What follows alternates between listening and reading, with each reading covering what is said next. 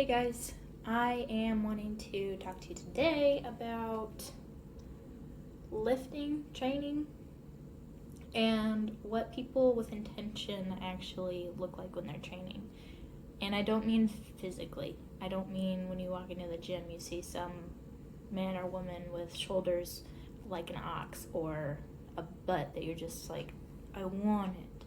That's not what I mean. What I'm talking about is the difference between kind of the mindsets and habits of less advanced training, more advanced training. And it's kind of like a strategy breakdown. So, with things like Instagram nowadays, there's all sorts of crazy, cool-looking, super elaborate exercises and emphasis on things like cardio or flips or crazy stuff, and it's fun to watch. It's cool. It engages your attention. It does, but they're just complicated exercises that they've progressed to and or are doing for show. It's not that they particularly help your body with functionality, strength, hypertrophy, anything like that. It's just for show, really. So if you think about someone doing some high interval intensity training, jumping and flipping and all that kind of stuff, there's nothing special about that. That person just has the capacity to do that, and so they're showing you what it looks like, and it's, for the likes. Versus, hang on, my husband's coming in.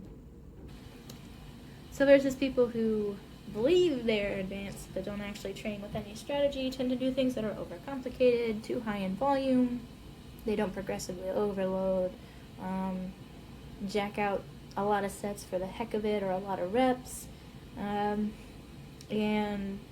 basically pile all this craziness in and don't allow for recovery or any form of strategic, plotted out training to be able to monitor progress and basically,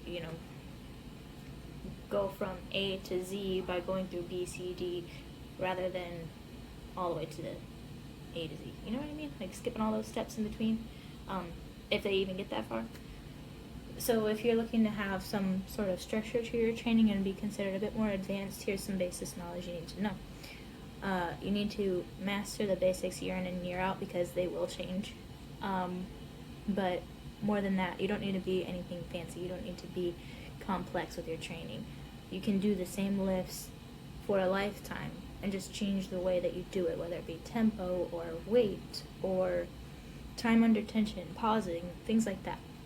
So master the basics, get your form down, do things right, and I promise you there's little epiphanies you'll have along the way because your brain will eventually start connecting certain feelings when you are doing exercises or you're like, oh, that's how this goes, that's how this works, I got it.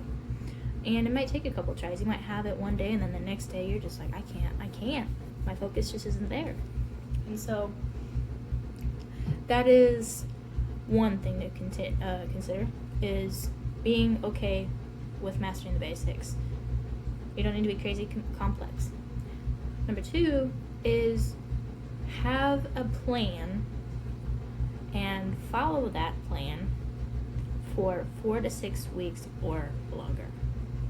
Don't just go in every day, do something different and whatever you feel like doing that day and not have any sort of plan or be tracking what you're doing, because down the road, how are you ever going to be able to say you have, how are you ever going to be able to measure your results if you weren't controlling those variables in the first place? Your body will adapt. I keep saying that. Your body is very good at getting used to things that you do to it repeatedly, whether that be sitting, whether that be running, whether that be lifting things over your head. So do the basics, do them consistently, and don't be hopping around, changing your program just because you think you're not getting the results that you're looking for. And then the mindset you have is another huge part. So if you have no plan and you just show up, you're going to be like, well, I mean, I don't really know what to focus on, so I'm just going to do something. And it's hard to be as driven or motivated if you're not, if you set goals for yourself, like, say you wanted to get better at your deadlift or get better at hamstring curls or something. You have decided something specific, and you can set a time constrained goal or whatever you need so that you don't procrastinate or don't not get that goal done.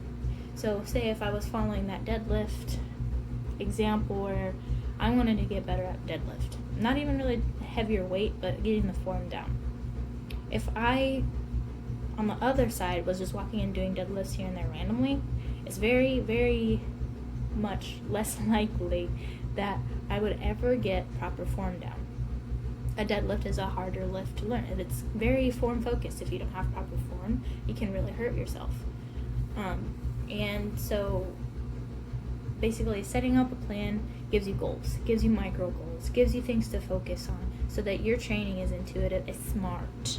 It's not intuitive, it is planned out, it's plotted, it's personal to you and what you want to achieve. You are basically setting up a framework for you to reach your goals, as opposed to just hoping it'll happen by doing random things. Yeah? And then, I mean, other than that, it's just kind of consistently doing those things over and over again. Like I said, basics.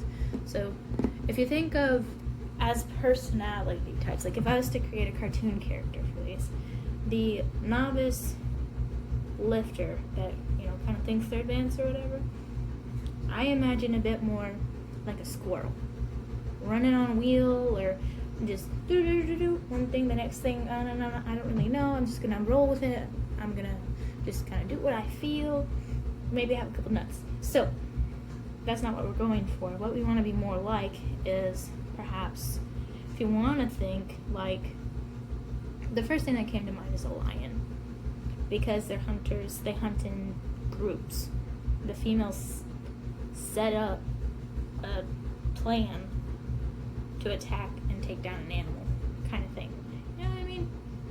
Well, squirrels kind of like these little flurry kind of creature, and then you think of a more calculated creature when comparing yourself to like an advanced lifter. Yeah. So I think that's what I'm going to leave you guys with to ponder over. Are you tending to be a bit more like a squirrel, or are you more of a lioness? It's up to you to figure out and decide and follow through on. Until I see you next time, bye-bye.